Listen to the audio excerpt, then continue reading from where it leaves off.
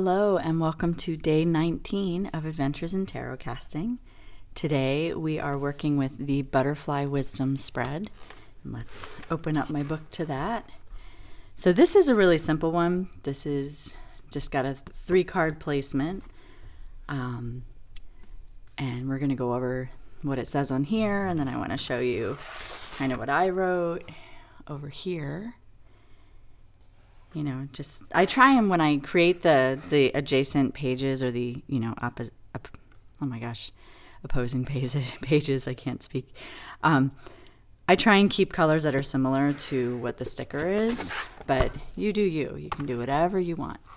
So when this spread was, the spread was created because I was sharing some of the casting stickers with my friend Erin, and she said that it would be neat to just have some basic simple ones that are maybe 3-card or 2-card or 4-card that don't have to be elaborate casting stickers, because not everybody is going to understand tarot casting. And I agreed. And sometimes you don't have it in you to do all the things with all the tools. It's hard for me to keep it simple, but that's what this spread is for.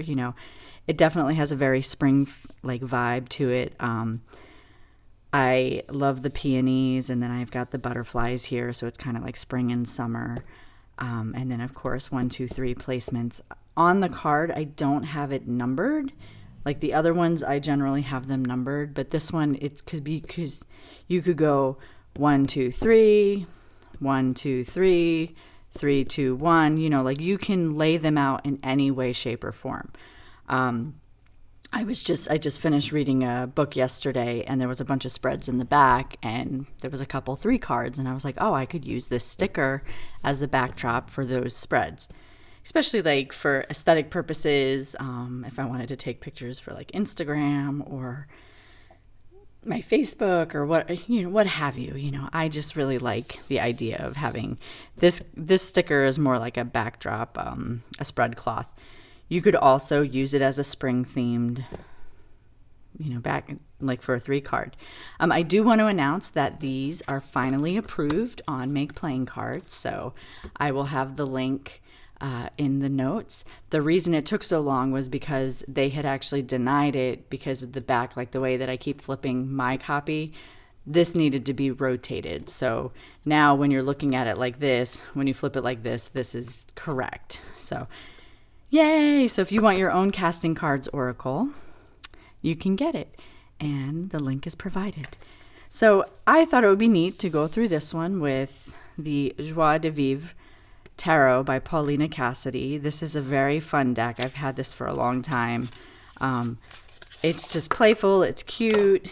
It goes well with the theme of this casting sticker. And so we will put that there.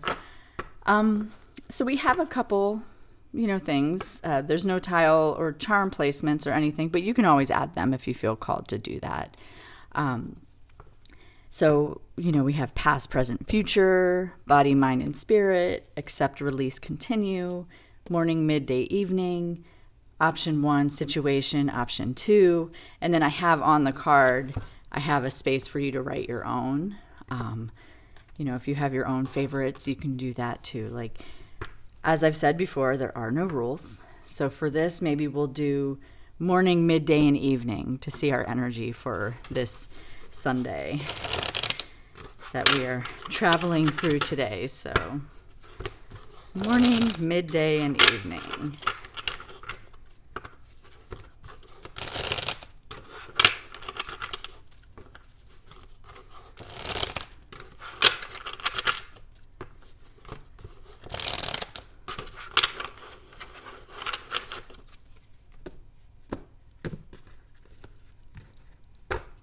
We've got morning. Oh, I have my deck upside down. I'm like, how is it upside down? I shuffle in a way that I don't generally get reversals. So I always have to check and make sure if my deck is actually right side up or upside down. So this we have in the morning, we have the High Priestess. So maybe over coffee, we're in that deep contemplation mode. It's our alone time. The world hasn't woken up yet. We get to intuit what the day might be, having a slow approach and just feeling where we're at and sensing and knowing. And I love that the high priestess is presided by these, the cats and these little mystical creatures, the bunny and the swan. And, she's like almost having a tea party with her imaginary friends, if you will. So in the morning, just take it slow and just sit with your thoughts and be with your intuition. Maybe it's a perfect time to do some ritual, contemplation, reflection. So, and then the midday, so this is the hustle and bustle of the day, right? Maybe you've got plans. I know our plans involve painting. We're almost done with some garage work. It's been a process, but we're getting there. Midday, we have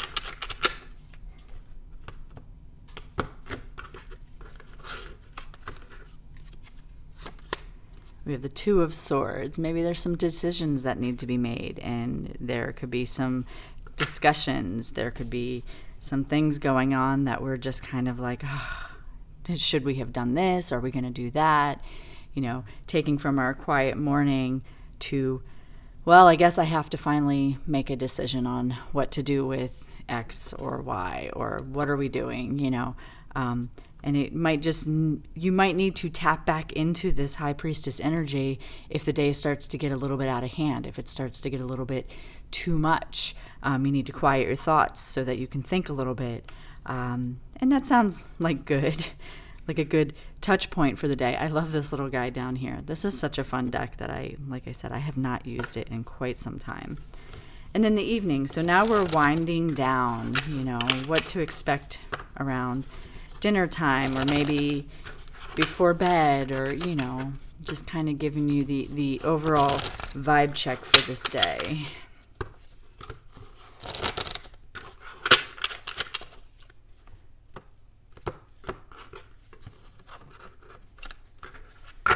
And we have the Three of Swords. So the Two and then the Three of Swords. Maybe we got some news in the, midday. Maybe something's going to come. And towards the end of the day, we might be in our feelings, which leads us into our head, and there's like some decisions that need to be made, but like just thinking about the things that are perhaps, I always see the Three of Swords as like those thoughts we keep thinking that are not good for us, like the things that maybe aren't even in our control, and they're almost like mental jabs, so you might be in your head as the day ends, and that's okay.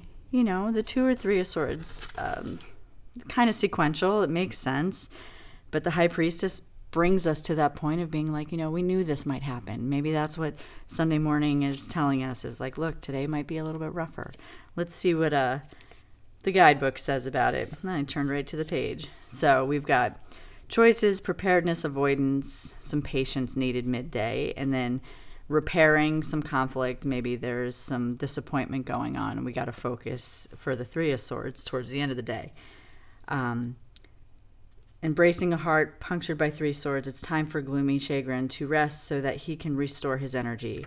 Chagrin finds comfort in focusing on the beauty of the candlelight.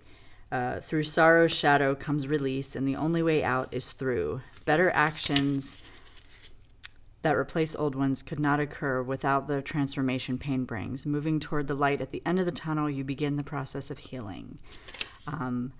So I know it's, like I said, tarot is not always puppies, kittens, and roses and happiness. It helps us reflect on the things of like the actual realness of life that happens. So that's a basic 3-card spread, and that would be how I would use this. Of course, this is a demo, so take it if you want it. If it resonates, that's fine. If not, you can just chalk it up to a demo. And let's see what we're going to be working with tomorrow on day 20. Oh my God, starting a new week. Yay. Okay, so we have, our pile is getting thinner. I say that every time. Sorry. It's true, though.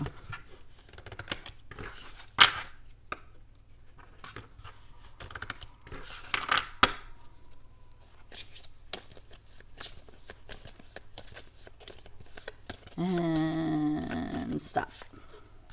We have life as a tapestry. Oh, yay. So we get to kick off the week with the sewing themed sticker. And this one is actually upside down. So let me put it this way.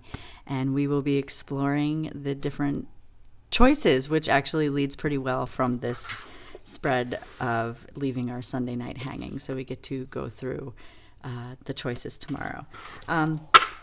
As always, like and subscribe to this channel. Let me know how you would use this sticker, what your favorite 3-card positions are. Be sure to let your friends know about it, and go check out the link if you're interested in the Casting Cards Oracle. And I will be here tomorrow. See you then. Bye.